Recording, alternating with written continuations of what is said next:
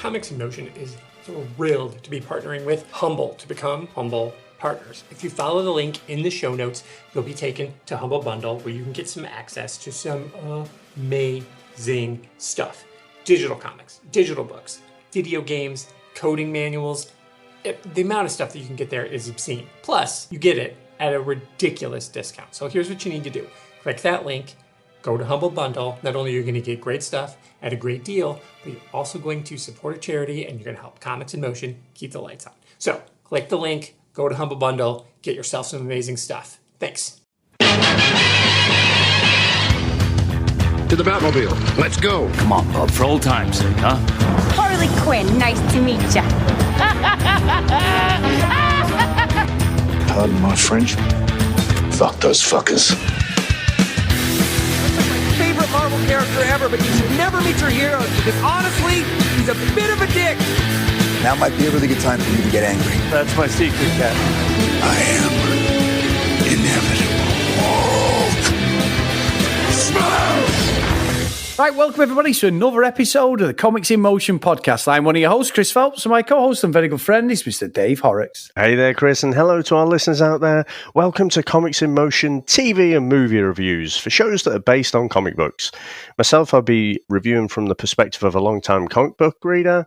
And I'll be reviewing from the TV and movie perspective. And what we also love to do is we also love to spoil the hell out of everything we review. So if you haven't watched our choice of the week, then I'd advise you to proceed with caution. And remember, with an average podcast comes no responsibility. Now, Chris, what is it we're going to review this week? Well, Dave, we're going with the 1989 Dolph Lundgren-led The Punisher.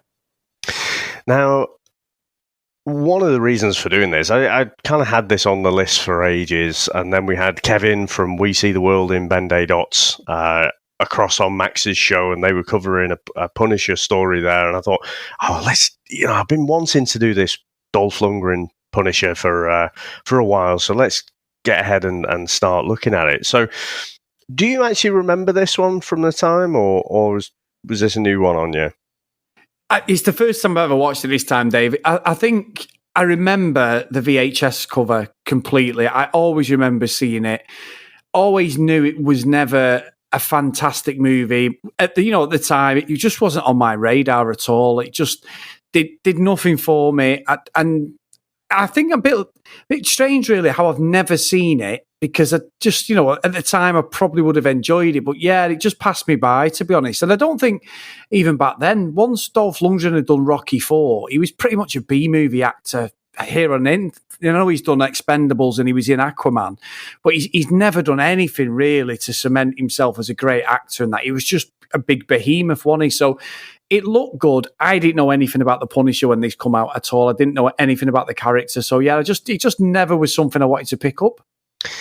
Yeah, so I was probably the opposite. I've told this story before that I remember as a young kid, people giving me comics and things, and I couldn't even tell you what those stories were at the time. I remember having this Justice League type comic, and I remember Firestorm being in there, and he had these big flames coming out of his head, and I thought, he looks so cool, and he was my favourite sort of comic book character at the time.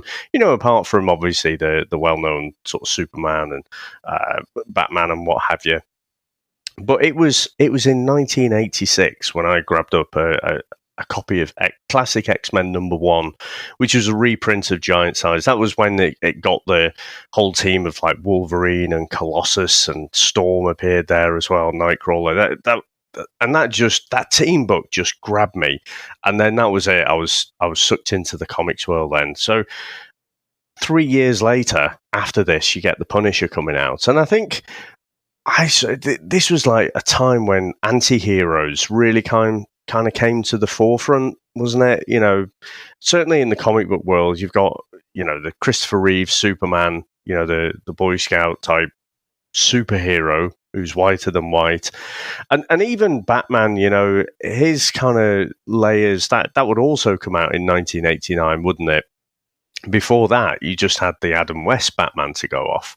So I really like the idea of this Punisher character. And so, obviously I wasn't going to be able to get into the cinema to watch this one, but watched it on VHS, and I remember really quite enjoying it. And also, I thought the soundtrack was brilliant. There's a song by Biohazard, which I might play a little bit of at the end of the show, but just really gritty, kind of heavy metal music. I was kind of all into all that at the time as well. And so I absolutely loved it. But I think watching it now, I just remember how slow-paced some of these movies are. I remember it being a lot more action-packed than I think it actually was. Yeah, it's funny, isn't it? Because, we have gone across all our, the VHS as well sort of crosses over with comics at times, doesn't it, Dave? Because we could have almost done this on the VHS Strikes Back. But yeah, I know exactly what you mean. And it's all budget restraints, isn't it? Like, you look at Superman 2, I absolutely love that movie.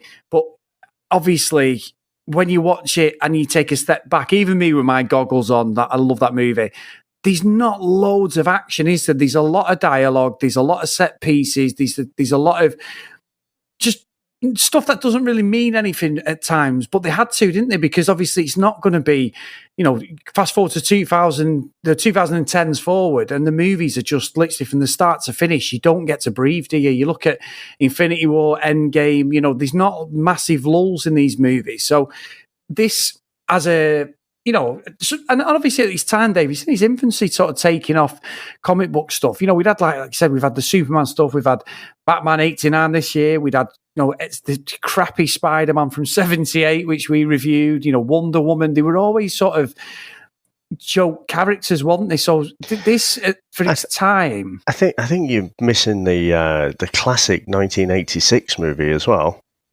Howard the Duck. Which one? Oh, I thought you were going to correct me then, you fucker. Right, anyway, yeah. That was like the first big budget Marvel movie, wasn't it? Howard the Duck, 86. Fucking load of shit, Dave. Right, anyway. But I was trying to be serious and you've well done me then. No, I'm joking. but yeah, you're right. But Dave, to be fair, Howard the Duck was a bit of a fucking joke. Even in 86, I remember watching the trailers and thinking, I am not watching this crap. And I wasn't even into it. I mean, you've got pictures of me when I was a kid, 3-4 years old, Spider-Man pajamas on, Hulk pajamas, even though I was petrified of the Hulk, Superman. Or even, Dave, bloody 41, I've got Superman lounge pants that I wear bloody at least once a week. So, nothing changes with that love of the superheroes. But this just didn't... One, it doesn't correlate that it was to do with a comic, because I just didn't know. And I just think... I don't know. I think... I know it sounds daft this, Dave, because it was done 36 years ago. But Dolph Lundgren, for me, Dave, peaked in Rocky IV. And that was his... I am stereotype from here on in character for me. He'll never change from being Ivan Drago. So I don't think I would have invested watching this just because of that, thinking and plus he's got to put some sort of American accent on. And let's be honest, he's as stiff as a fucking ironing board, isn't he, Dave? He's not the best actor at all. I watched him on have his interview with Scott Adkins, and I didn't realise it. I think he was in A View to a Kill. I think it was. The Bond movie. Oh, he was going out with Grace Jones, wasn't he? Yeah. And it was through that. And I think, because he's like I can't remember, I think he's got a PhD in mechanical engineering or something like that, hasn't he? So yeah, he did. He was studying in California, wasn't he, in that, or New York? And I think it's really interesting, like, hearing him. But I think through going out with Grace Jones and doing a bit of modelling and stuff, that he sort of decided, these movie things were quite interesting to get into. But yeah, I think, that's his iconic role. We did He-Man as well. Obviously, he was in that as well, wasn't it? Yes. Because there isn't another He-Man, at the minute, if you think of a live-action He-Man, he's it, isn't he? So I think that's not quite as high as Ivan Drago, but I think, it's hard to deny that Ivan Drago isn't his iconic role just because of the way he towered over Sylvester Stallone. He was just huge, wasn't he? Just everything about him, in height, in width. He obviously bulked up a lot for that role. And I think I don't think his performance in this quite lives up to Ivan Drago, nor anything else he's done, quite honestly. No, and you know what, Dave? You touched on that Scott Adkins interview. They're all on YouTube. It's a brilliant interview. And you know what, Dave? Every time I see Dolph Lundgren, he's so humble. You know, he's a Sweden. Everyone thinks he's Russian or German and that. He's from Sweden. And when he talks about, like, it's just great listening to him talk for an hour about how he had to train with Stallone and bulk up and everything. And there was other 6'5" blonde guys there in the lift, weren't they, who were auditioning for the part and all this, and how he got to get in shape for different movies and his karate career, because he was a competitive. He was like a world champion karate, wasn't he, Dave? At one point, he went over to Japan and stuff like that. So, well, he was a national karate champion, whatever he was. But he fought at a good level. There's plenty of videos of him online there where he's gone and challenged some of these Japanese champions. And a very, very nice guy, Dave, and completely shows, as much as I'm saying he's a bad actor, his Ivan Drago stuff, you fucking hate him. Even now you hate him. You're like, oh, you bastard, you hate him, what he did to Apollo Creed and all that. And I think it's just it adds a bit of a meat on the bones for me for Dolph Lundgren. I've never had respect for him, but just listening to him, what a good guy he is, and just like being a normal person, that goes a long way for me, Dave, to be invested in some of the movies. I mean, one of the movies we needed on the VHS, and I loved years ago, and I know we're on comics today, is the one with Brandon Lee, Dave. Did you ever see that one? Yeah. No, he seemed almost a bit, not embarrassed about it, but it seems like it's, incredibly cheesy from what he was saying. Yeah, it might be. Now, it might be terrible. I genuinely loved it years ago. I can't remember the name, but I thought it was quite a good movie because Brandon Lee was building a career for himself, wasn't it then? Like The Crow and things like that. So, yeah, it wasn't horrendous, but I'm sure it's terrible now, Dave. But, yeah, let's not forget about Universal Soldier as well. Oh, he's good in that. Sorry, you're right. He is good with Jean-Claude Van Damme. Very good, actually, Dave. He is. Again, though, a menacing baddie. Doesn't say a lot, but he uses his frame really well, doesn't he? He is good in Universal Soldier. I'll give you that. I just remember him with all the ears, the necklace of ears and stuff. No, I think he was a pretty good baddie in that as well. Yeah, I agree with that, Dave. That's another one we'll have to get on the list, Dave. That's a great film. Yeah. Now, before we get into it, Chris, I thought what was interesting as well is at the time. So this movie is produced by New World Pictures, which parent company is New World Entertainment, who also at this time owned Marvel. So they basically, this is a precursor to the MCU essentially. Yeah, it's interesting that day. Really interesting because was this an 18 or a 15 or an R rating? I take it. There is bits of blood in there and gore, so I presume a 15 I would have thought. I've got a feeling this might have been an 18 in the UK. But then I might be thinking of the later movies as well. I can't see it on IMDb. Oh, God, yeah. No, the later ones were, Dave, weren't they? They were gruesome. Yeah. And we've got a few of them on our list, haven't we, to review on their comics as well. Yeah. Warzone in particular, that's definitely an 18. Yeah, I can't actually see here. I'm thinking it was either a 15 or an 18. It would have been R-rated in the US, wouldn't it? Yeah, definitely. Now, Chris, should we get into our trailer? Let's go. If society won't punish the guilty, he will.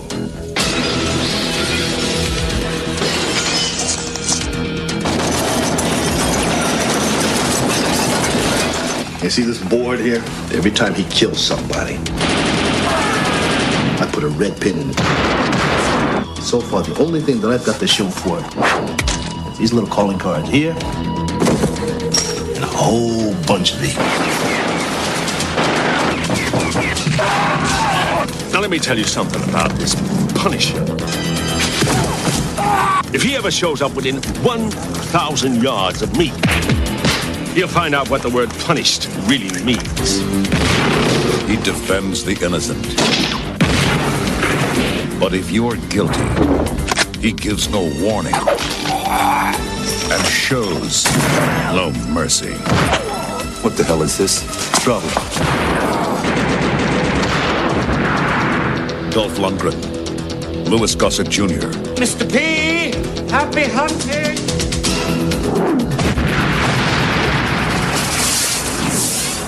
The Punisher. Justice with a vengeance.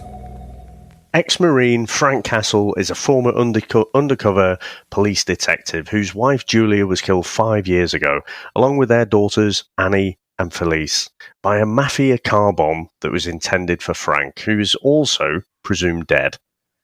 Castle has since become the city's most wanted and mysterious vigilante, known as the Punisher. Now, Chris, this is on Amazon Prime, and if you know German, then you can quite happily watch it in German. But obviously, we had to watch it. There's a copy on YouTube, isn't there? So, yeah. What did you make to the opening of this movie when we realised it was in German and then switched across to YouTube? Well, Dave, if you remember, Mr. Excited here, I remember messaging, it was months ago, wasn't it? I'd said, I had Punisher's on, and I sent it, and you messaged me going, it's in fucking German, and I'd not even watched it. I just saw the start of it where they're coming out the courthouse and stuff, and I'm like, it's fucking not. It's on Amazon Prime UK. Yep, there's obviously an error somewhere because it's in fucking German. So I thought that was hilarious. But yeah, so you are right, Dave. There's a full-length version on YouTube.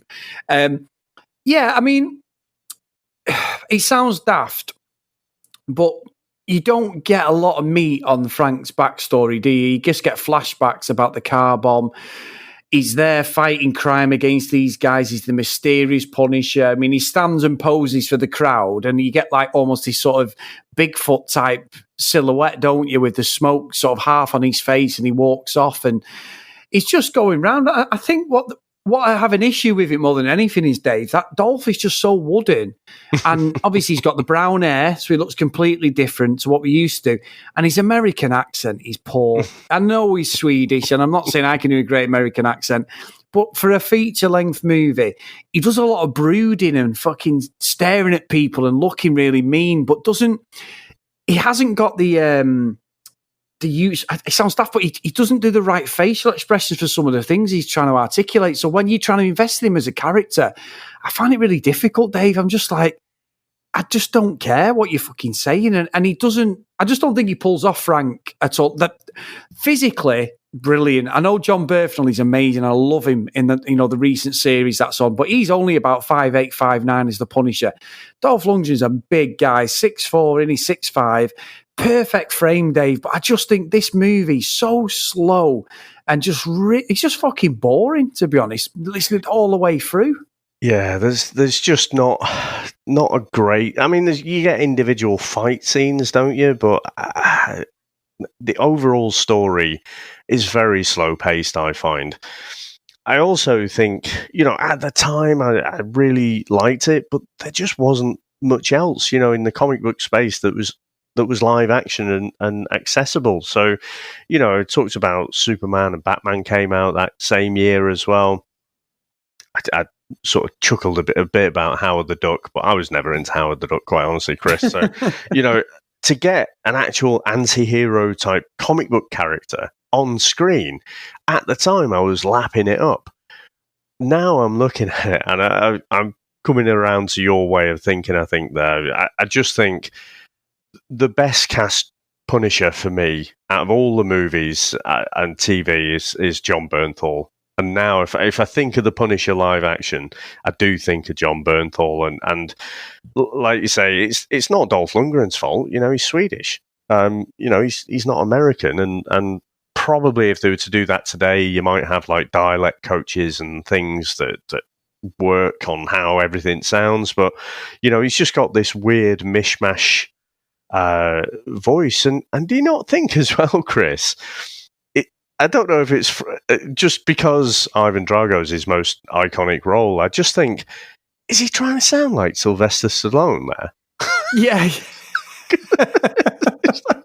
I mean, I can understand him, so he sounds a bit better than Stallone, but just like the tone of it and the slight slurriness in the voice, I just think, are you just thinking that's what a lead actor should sound like?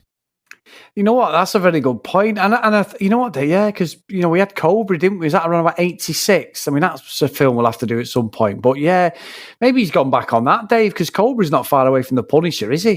So I think I tell you what, I found interesting watching this, Dave. It was like watching one of Seagal's films.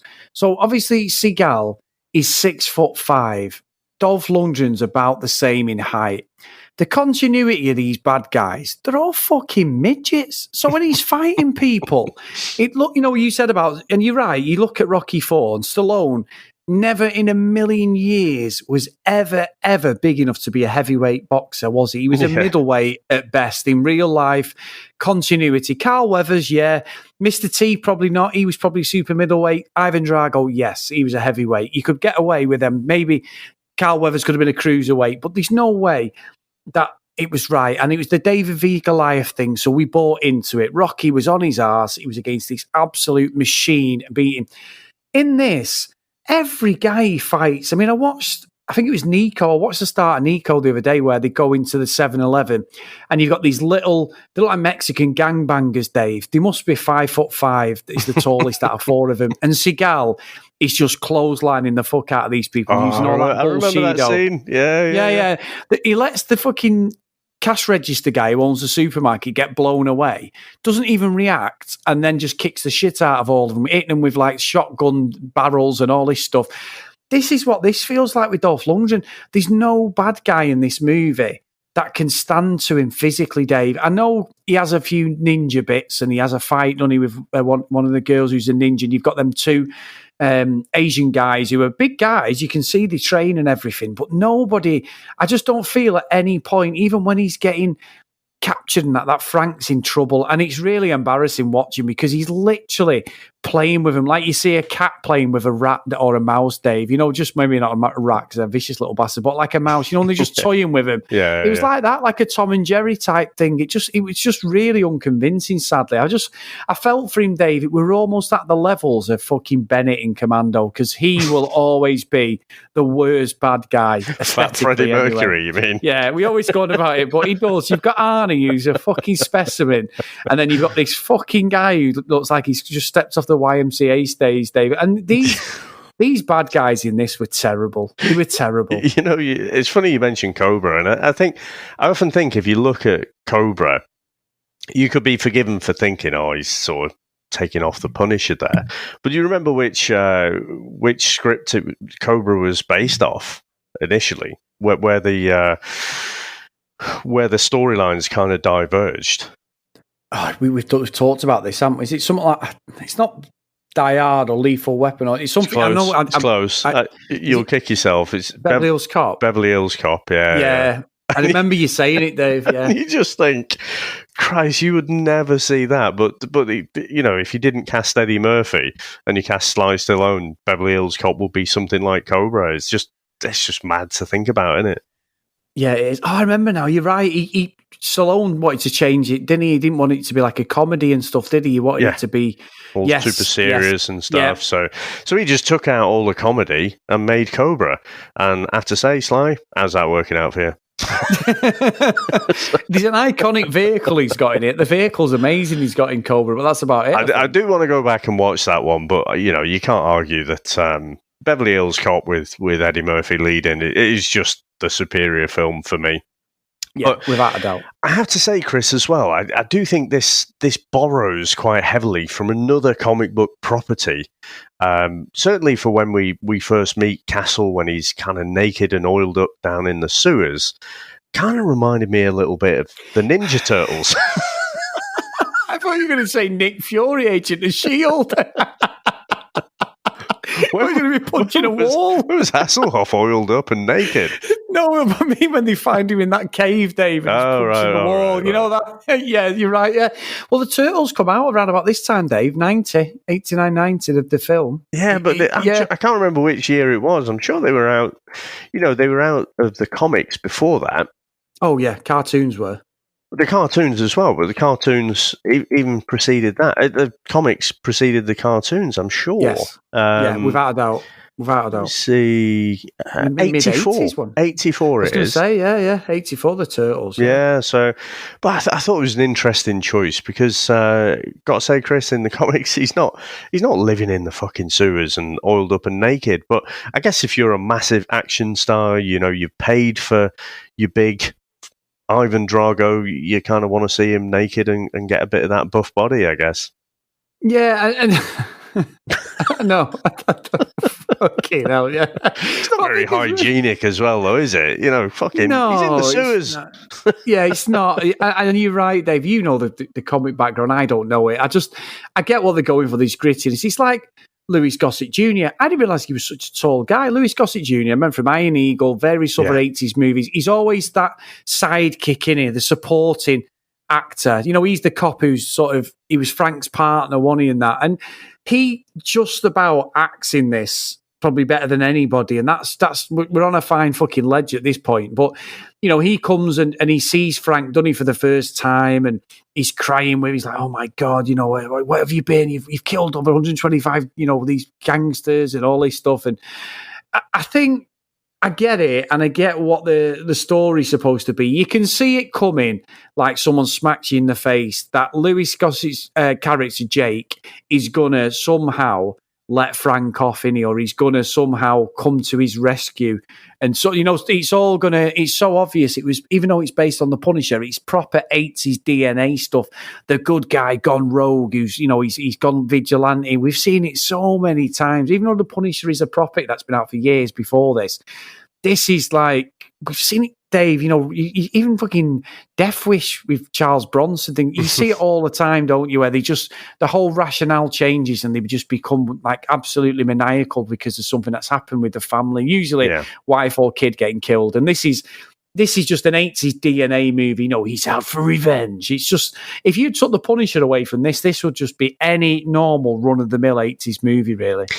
And I think that's what it's trying to be. I mean, they don't particularly lean into the comics. They don't particularly take, you know, you get like Jigsaw and stuff, don't you, in the TV show? And, you know, they borrow a bit more heavily and you get the skull on the chest, you know, and stuff like that as the Punisher. But, you know, here it's just a black T-shirt, isn't it? So I think they're in and around this time, you know, unless you are Batman or Superman, I think they're just a bit embarrassed about the comic book, you know, creations and just sort of, you know, shying away from that and just treating it like a regular run-of-the-mill action movie. Now, I think there's a good film in here somewhere that has just gone wrong with editing and pacing and things, because you think about it, you know, it's a decent old motivation, isn't it? And that is, as always, the Frank Castle's origin, you know, about his family getting decimated by the mob.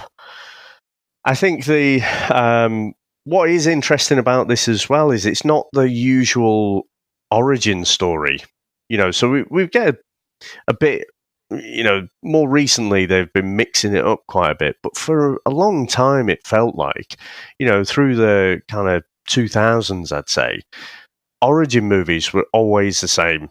They were just sequentially told, you know, the kind of Superman 78 sort of formula.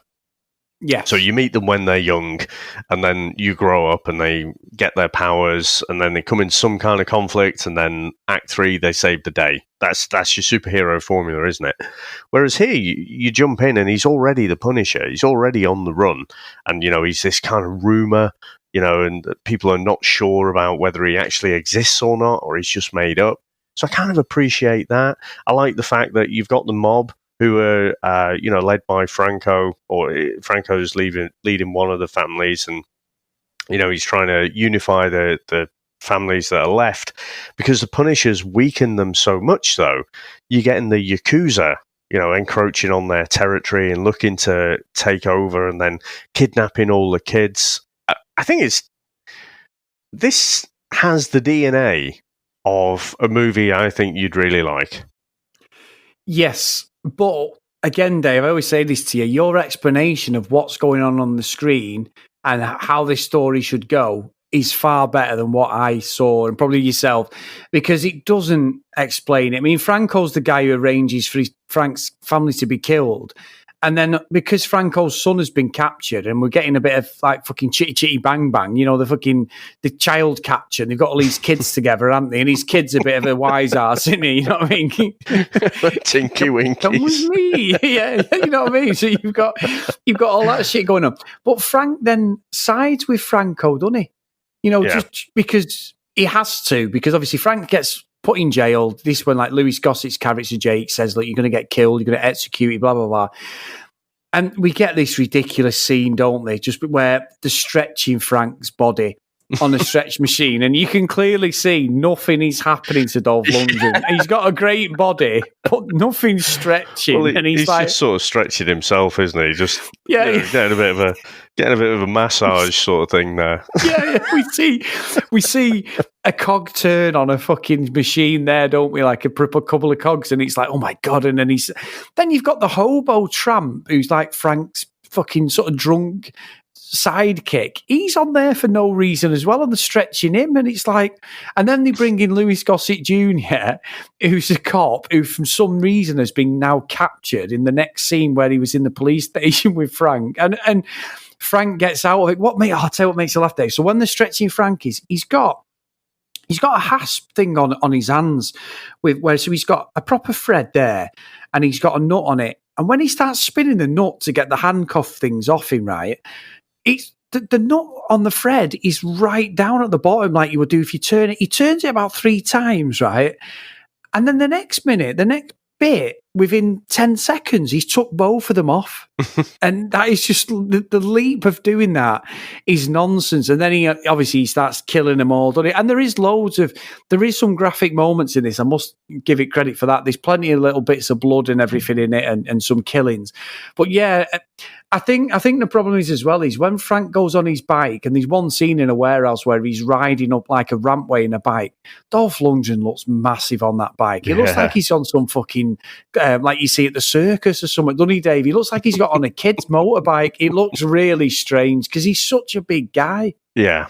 No, he is a big bloke, isn't he? And like you say, the physicality, like, in the comics, Frank Castle's a big bloke, and he has to be. He's got no superpowers. He's just this badass ex-military guy, who obviously looks after himself, and has to be quite physically intimidating. So I think you're right. I think the look of him or the body frame is perfect for Frank Castle. But I don't know if it's because you just know that Dolph Lundgren is blonde and you know him so much from Ivan Drago. I just never quite buy the old boot polish on the hair. It just looks wrong, doesn't it? Yeah, it does. And I think as well, what's interesting, Dave, it kept reminding me slightly of when Dolph Lundgren's fighting in this. It reminded me a little bit of Chuck Norris. We said when we did on the VHS, didn't we, Missing in Action 2, Chuck Norris was a world champion, karate, kickboxing. He's a jiu-jitsu. I think he's like a 3rd dan jiu-jitsu expert, everything. He's absolutely the business. A legit, even at 80, he'd probably still kick our asses now, Dave. A legit world champion, right? He was in martial arts. But when it comes onto the TV, he looks fucking terrible, doesn't it? You need your Van Dammes, your Scott Adkins and stuff, Dave. The stuff Scott Adkins does in their movies are phenomenal. They would never work in real life, Dave. You'd probably get a couple of kicks off and then you'd be getting put to the floor, wouldn't you, really? It just wouldn't happen that no one would stand off on you so you could do these acrobatics. It looks brilliant on TV.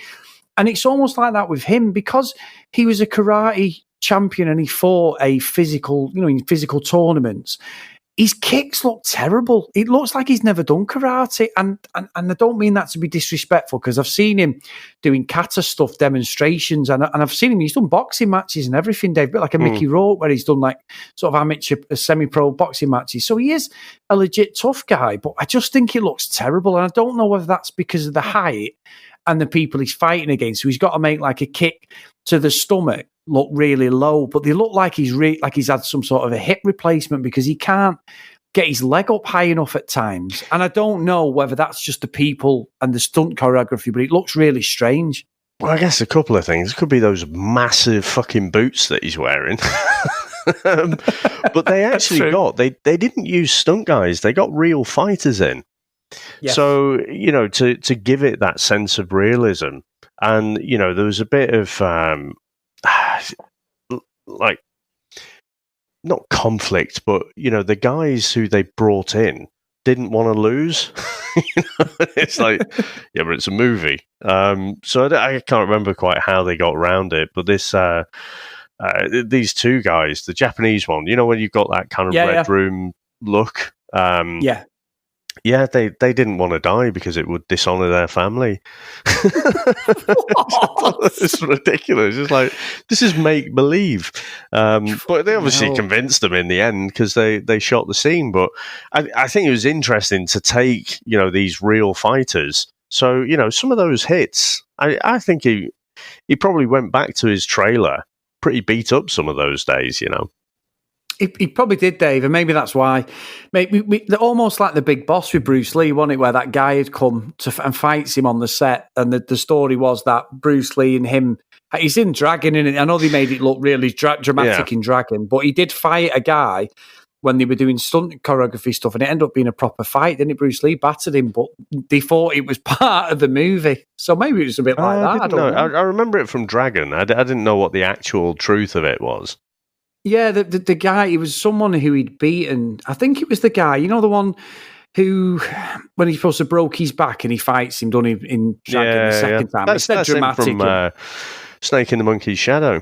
Yeah, Snake in the Monkey's Shadow. And I think the story was that his brother came on the set the year later for the Big Boss, and he was like an extra, and he was in the stunt thing and that. And then he basically, when they were doing some of the scenes, he ended up in a proper fight. I'm paraphrasing there, Dave, but I'm pretty certain that's what it was. And Bruce Lee and him had a proper scrap on the set. So that's what maybe that's the same, but that's just ridiculous because Scott Adkins, Dave, he's an absolute lunatic. But I mean, he got beat like Michael J. White, didn't he? People, it's a movie. People get beat. You know, even the best get beat and get killed. It just, even Arnie has been taken out a few times, hasn't he? So I like I say, because you're not using actual stuntmen, you're taking people who, you know, probably dedicated their life to martial arts, you know, and these proper fighters, they probably just were struggling to wrap their head around the concept of a movie and make believe.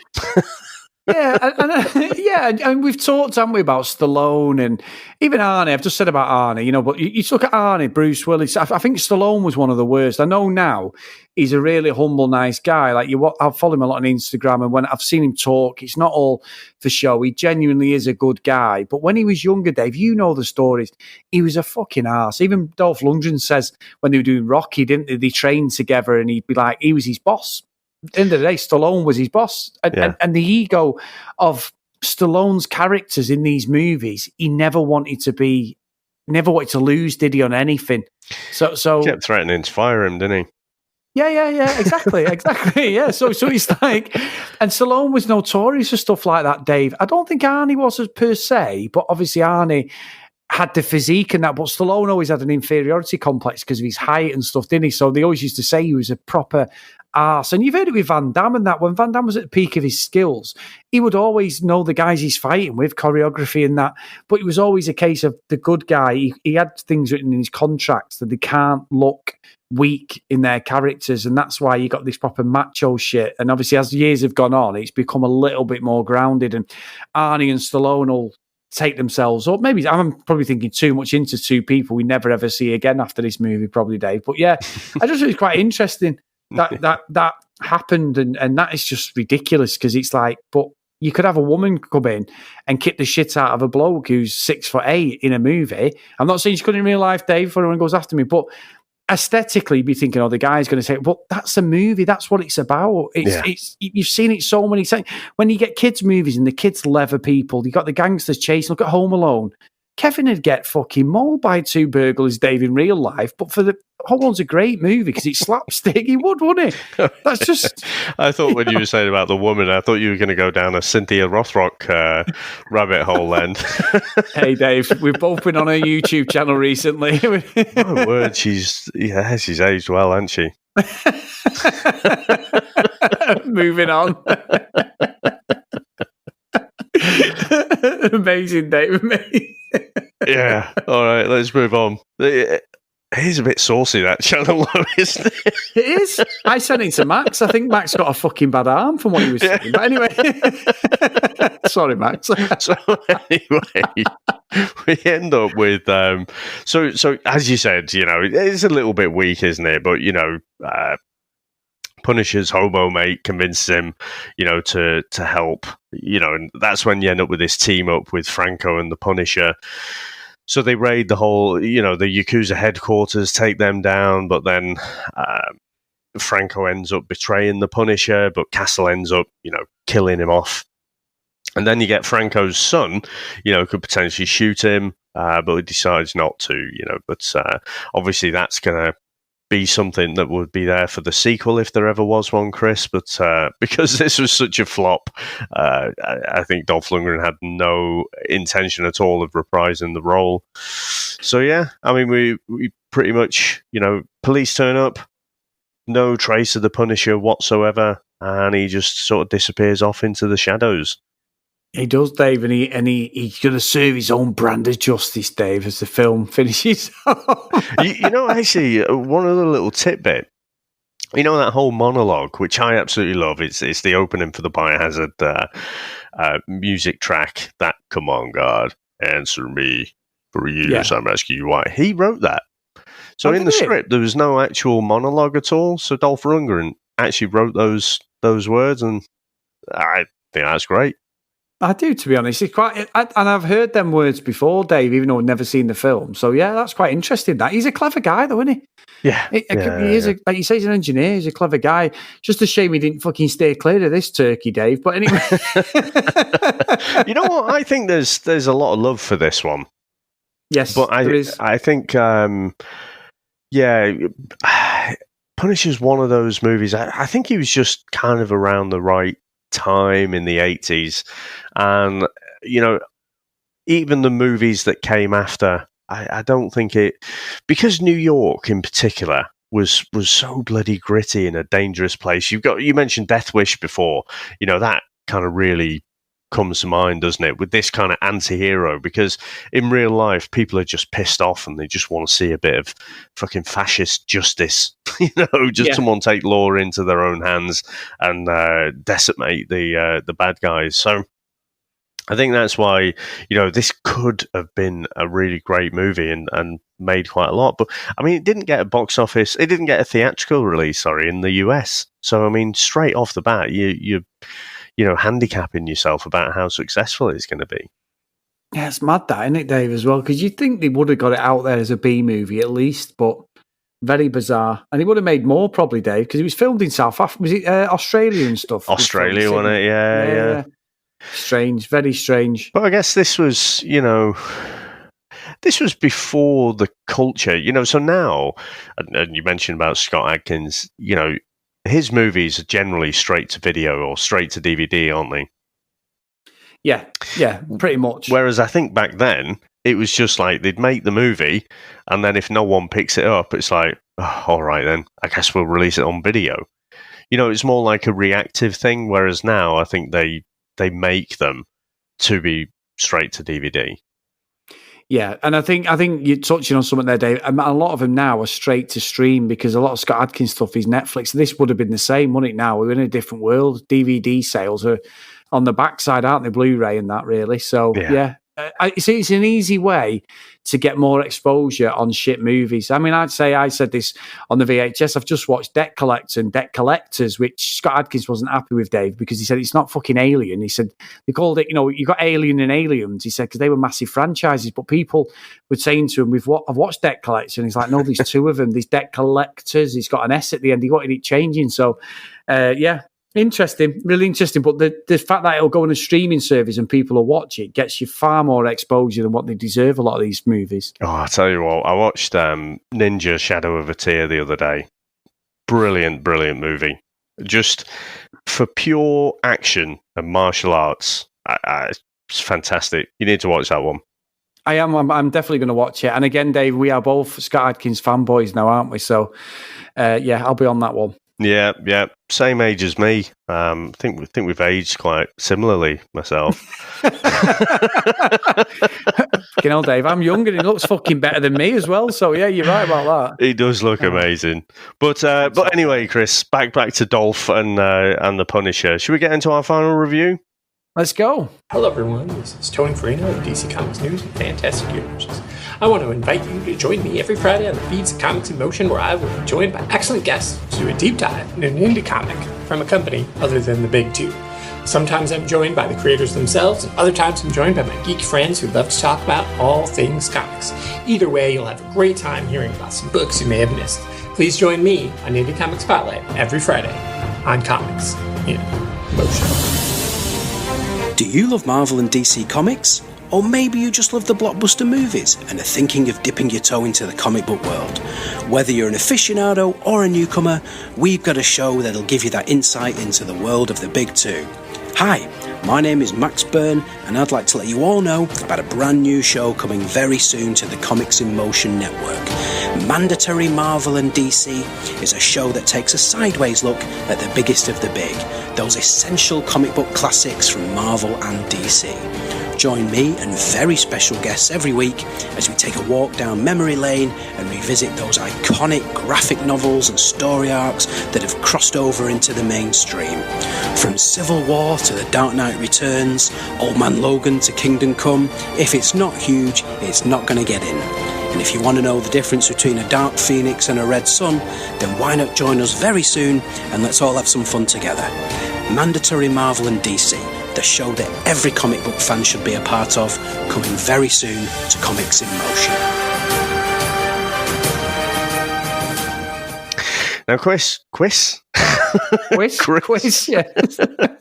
What do you reckon to this movie? Well, Jonathan Ross. Well, David,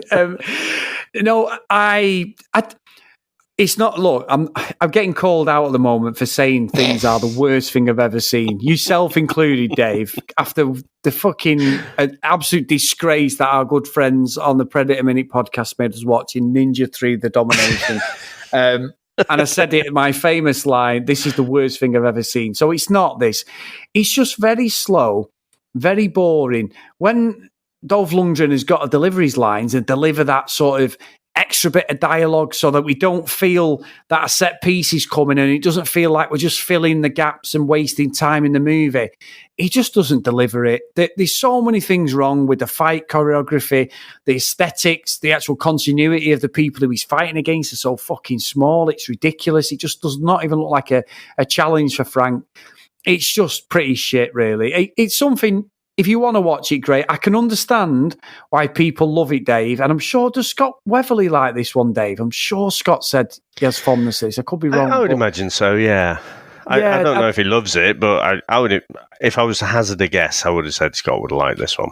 Yeah, I think I could be wrong, Scott. So if you're listening, apologies. But I will say, Dave, at the end of the day, I have fuck all that I can really slag this off when I love the No Shit, No Surrender trilogy. So that'll always be the forebearer to everybody of like, Chris, what the hell are you doing loving that series? So I'm going to send it, Dave, to Hell's Kitchen. I don't think it's the worst thing I've ever seen. It's definitely watchable. I just thought it was boring. So, yeah, I'm glad we've done it, and I'm glad that I finally put that ghost to rest of seeing that VHS cover for years and years and never actually watching it. So, yeah, it is what it is, Dave. It's there. It's part of the MCU as such, I suppose, and as a forefather, and brings on what we got years later. So, what about yourself? Yeah, so I have a bit of a soft spot for this one. Like I say, at the time, I was well hyped for this movie coming out. I think I quite enjoyed it. You know, as something that was a little bit different to any other kind of comic book movies that I'd seen at the time. Obviously, the Superman movies, the Batman movie that came out same year. I'd have only watched this in 90, though, on the video.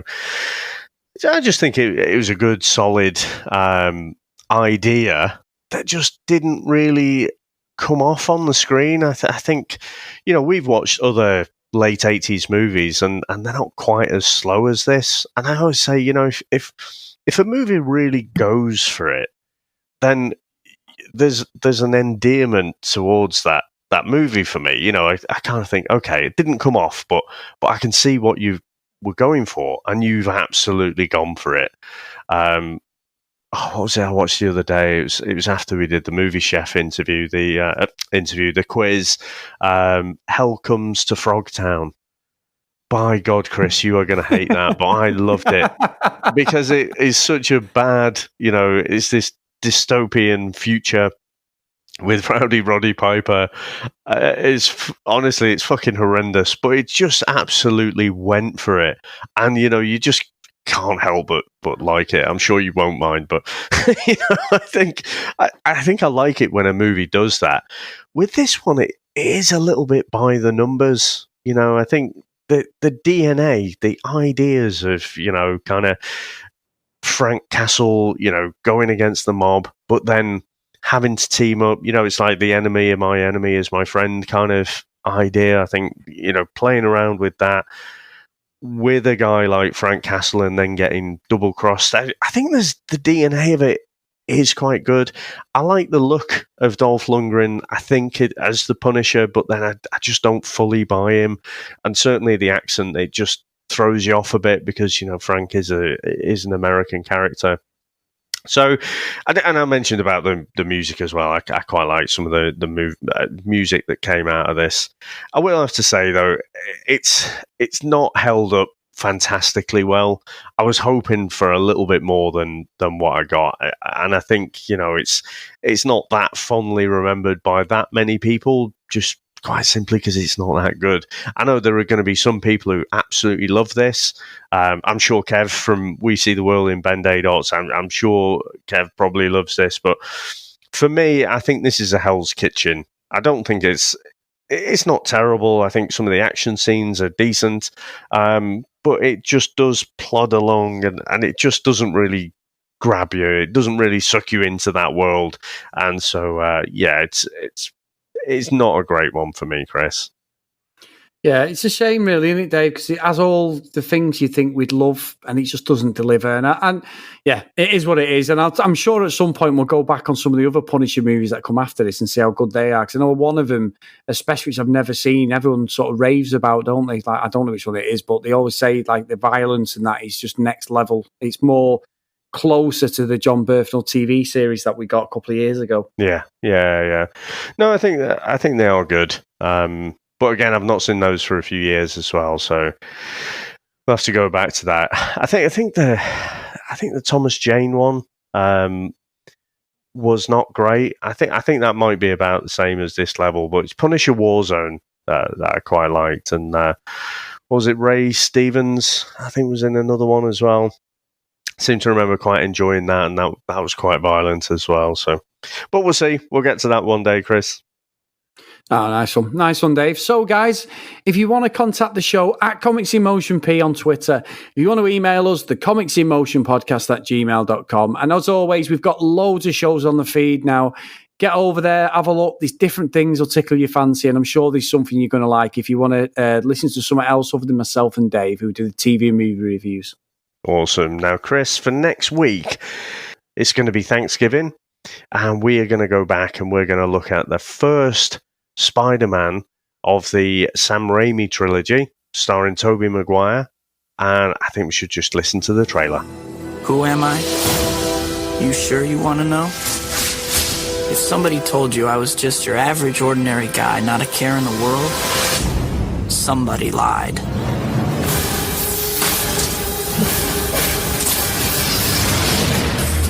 Truth is, it wasn't always like this. There was a time when life was a lot less complicated. Can I take your picture for the school paper? Sure. In this lab, we have 15 genetically enhanced super spiders. There's 14. One's missing.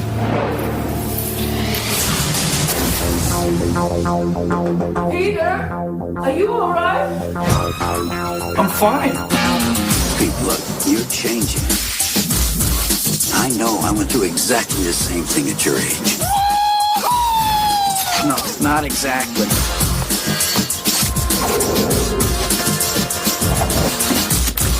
Wow. Peter, may I introduce my father, Norman Osborn? Great honor to meet you, sir. Harry tells me you're quite the science whiz. You know, I'm something of a scientist myself.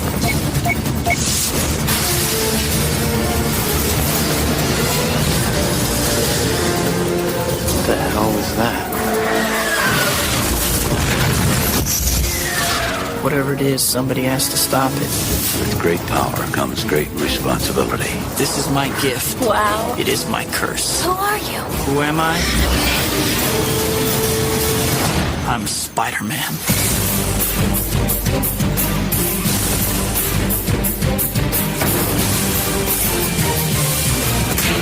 Do I get to say thank you this time?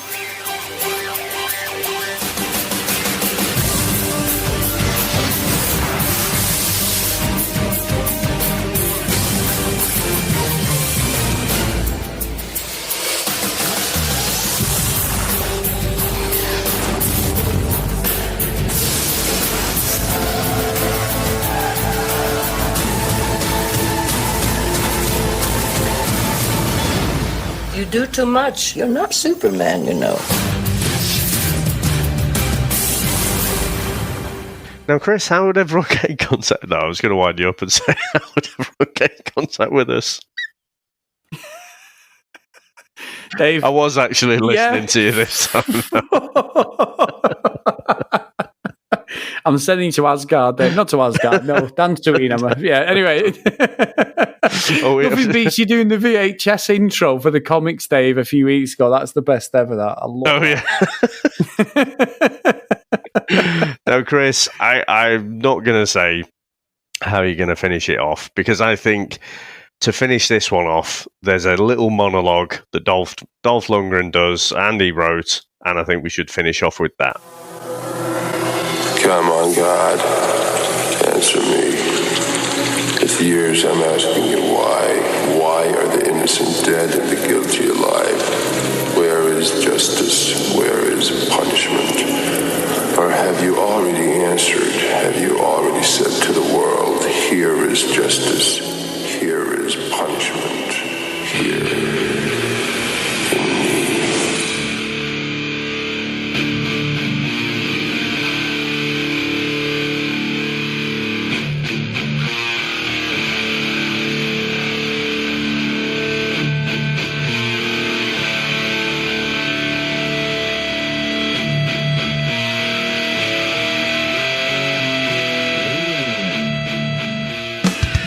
Excuse me, I'm Eric Lyncher. Tell Xavier. Go fuck yourself. What in the ass? Tell me something, my friend. You ever dance with the devil in the pale moonlight? What? I always ask that of all my prey. I just like the sound. Let's not stand on ceremony here, Mr. Wayne. Would you care to step outside? Come to me, son of Jor-El! Kneel before Zod! Why so serious? Let's put a smile on that face. I am Iron Man. I'm Batman.